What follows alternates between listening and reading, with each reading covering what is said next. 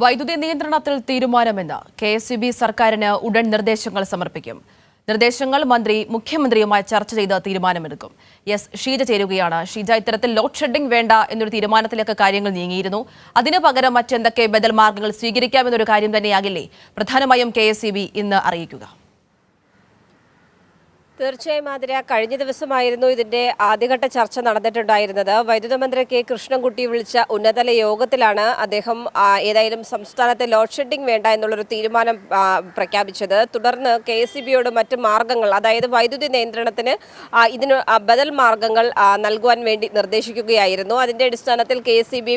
പ്രത്യേകമായി തന്നെ യോഗം ചേരുകയും കാര്യങ്ങൾ വിശദമായി തന്നെ പരിശോധിക്കുകയും ചെയ്തു. 10 മണിയോടുകൂടി, രാവിലെ 10 മണിയോടുകൂടി തന്നെ വൈദ്യുതി മന്ത്രിക്ക് ഇത് സംബന്ധിച്ചുള്ള ബദൽ നിർദ്ദേശങ്ങൾ അടങ്ങുന്ന റിപ്പോർട്ട് കെ.എസ്.ഇ.ബി. നൽകും എന്നുള്ളതാണ് ഇപ്പോൾ മനസ്സിലാക്കാൻ സാധിക്കുന്നത്. ഏതായാലും ഈ നിർദ്ദേശത്തിൽ പ്രത്യേകിച്ചും ഇവർ ഊന്നൽ നൽകുന്നത് മേഖല തിരിച്ചുകൊണ്ടുള്ള വൈദ്യുതി നിയന്ത്രണം നടപ്പാക്കണം എന്നുള്ളൊരു നിർദ്ദേശമാണ് പ്രധാനമായും ഇവർ മുന്നോട്ട് വയ്ക്കുന്നത്. പീക്ക് സമയങ്ങളിൽ വൈദ്യുതിയുടെ ഉപയോഗം സംസ്ഥാനത്ത് അത്രത്തോളം കൂടുന്ന ഒരു സാഹചര്യമാണ്. അതികഠിനമായ ചൂടാണ്. അതുകൊണ്ട് തന്നെ ഗാർഹിക ഉപഭോക്താക്കളും വാണിജ്യ ഉപഭോക്താക്കളും ഒരുപോലെ തന്നെ വൈദ്യുതിയുടെ ഉപഭോഗം അത് വർദ്ധിക്കുന്ന ഒരു സാഹചര്യമാണ് സംസ്ഥാനത്തുള്ളത്. പ്രതിദിനം റെക്കോർഡ് ഭേദിച്ച് മുന്നോട്ട് പോകുന്ന ഒരു സാഹചര്യം നിലനിൽക്കുന്നു.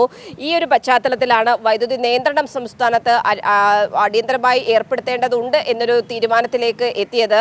ഏതായാലും അല്പസമയത്തിനകം തന്നെ കെ.എസ്.ഇ.ബി. നൽകുന്ന ഈ ഒരു നിർദ്ദേശങ്ങൾ അടങ്ങുന്ന റിപ്പോർട്ട് അത് മുഖ്യമന്ത്രിയുടെ ശ്രദ്ധയിൽ കൊണ്ടുവരുന്നതായിരിക്കും. മുഖ്യമന്ത്രിയായി കൂടി വൈദ്യുതി മന്ത്രി ചർച്ച നടത്തിയതിനു ശേഷം ഇന്ന് തന്നെ ഇതിലൊരു തീരുമാനം പ്രഖ്യാപിക്കും എന്നുള്ളതാണ് വൈദ്യുതി മന്ത്രിയും വ്യക്തമാക്കിയിട്ടുള്ളത്. ആതിര. ശരി, ശ്രീജയാണ് വിശദാംശങ്ങൾ നൽകിയത്.